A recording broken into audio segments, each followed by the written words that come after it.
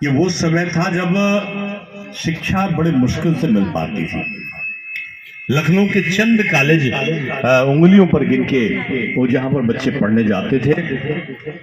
नारी शिक्षा निकेतन तो बाद में आया, पहले महिला डिग्री कॉलेज, ये आपका Khunkhun degree college, Awadh degree college, IT college उससे पहले आया। और यहाँ की शिक्षा दूर दूर तक प्रसिद्ध हुई।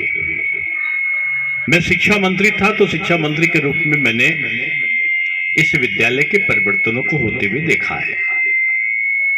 मुझे खुशी है कि आज के प्रधानाचार्य जी बैठ जाइए, आप बिल्कुल कोई भी बात ना करिए, सब भूल जाइए कि आपके बगैर चल सकता है हिंदुस्तान। क्या है कि हम लोग कभी सोचते हैं कि मेरे बगैर नहीं चलेगा, अगर 2 मिनट काम नहीं बताया। ये मैं जान के सीख कर रहा हूँ कि मैं भी पढ़ाता हूँ, यूनिवर्सिटी का प्रोफेसर हूँ, इसलिए कभी कार्यक्रम हो तो मोबाइल को कान पे ना लगाओ, कभी कोई प्रोग्राम हो तो किसी को मत बताओ क्योंकि ध्यान बंटता है, क्योंकि काम चलता रहेगा।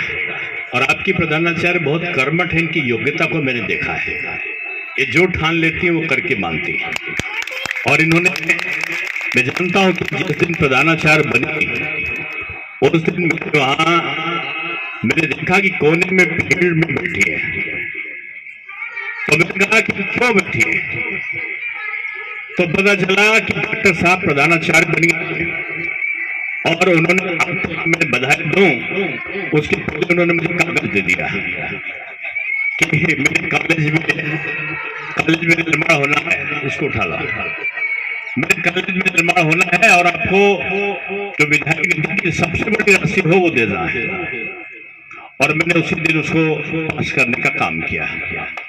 मैं इसलिए कहता हूं कि जिस प्राचार्य मैनेजर के मन मस्तिष्क में इस प्रकार की भावना हो कि हमें शिक्षा का विकास करना है या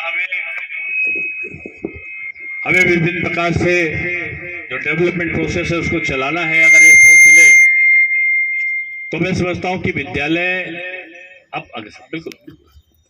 बिल्कुल पूरी तरीके से अच्छा बनेगा।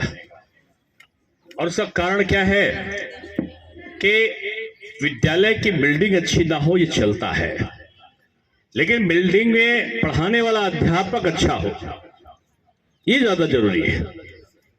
और अध्यापक में भी, क्योंकि मैं पॉलिटिकल क्षेत्र में आया, मैं जानता हूं, लेकिन जिस दिन से मुझे लगा कि मैं पढ़ा नहीं सकता उस दिन से मैं विदाउट पे चला गया।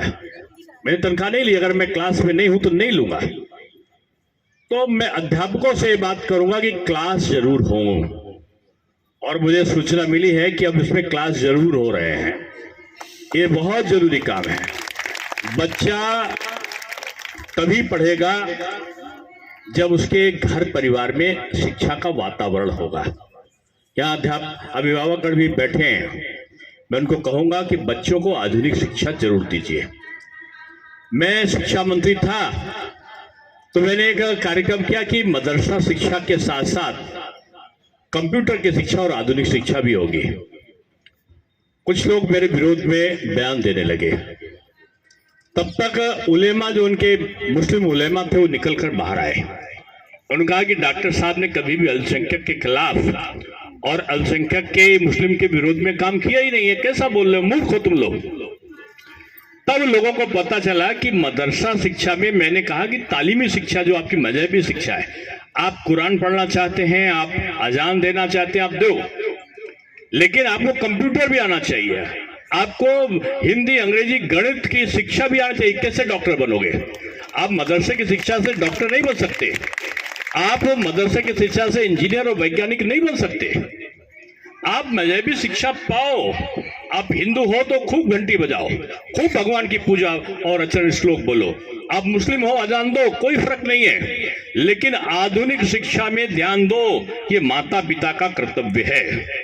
और इस कर्तव्य का निर्वहन इसलिए करना जरूरी है कि पहला जो शिक्षक होता है घर में, वो उसका माता पिता होता है। जिस घर में माता पिता ने बच्चे को अच्छी शिक्षा दी है वो बच्चा कभी खराब नहीं निकल सकता, चाहे जहां पढ़ा लो उसको। इसलिए घर का वातावरण अच्छा करो और बच्चे का सर्वांगीण विकास आगे ले जाओ। मैं अंशुल जी से कहूंगा कि पूरा लुआक्ता आपके यहाँ पर बैठा है, और लुआक्ता तो इतना जबरदस्त है कि मेरे समय इन्होंने दो ऐसे काम कराए जो भारत के इतिहास में, उत्तर प्रदेश के इतिहास में संभव नहीं लग रहे थे। इन्होंने मुझसे आग्रह किया कि प्रोफेसर का पदनाम दे दीजिए डिग्री कॉलेज के टीचर्स को, और उसके साथ साथ आप जो पीएचडी कराने का है, शिक्षा में पीएचडी कराने को दे दीजिए। आज इतने प्रोफेसर दिखाई पड़ रहे हैं, सबकी तनख्वाहें भी बढ़ी है, सबका स्टेटस भी बढ़ा है। जब आपकी तनख्वाह बढ़ी और स्टेटस बढ़ा तो कॉलेज का स्टेटस बढ़ना चाहिए। कॉलेज में आप प्रोफेसर की तरह पढ़ाओ और प्रोफेसर का एटीट्यूड जो है आप में आना चाहिए कि जो मेरे में है सर्वस्व बच्चे को देते हम। और ये याद रखना कि प्रोफेसर बनने के बाद ये मत सोचना कि यहीं पर अंत हो गया।